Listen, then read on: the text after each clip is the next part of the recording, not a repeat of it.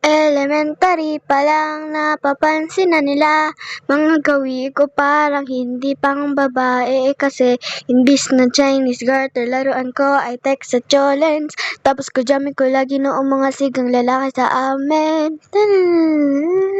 Nung ako ay mag high school ay napabarkada sa mga bay curious na babae na ang hanap din ay babae sa halip mag makeup kit bit ko ay gitara tapos formahan ko lagi ay long sleeve na t-shirt na faded na lonta.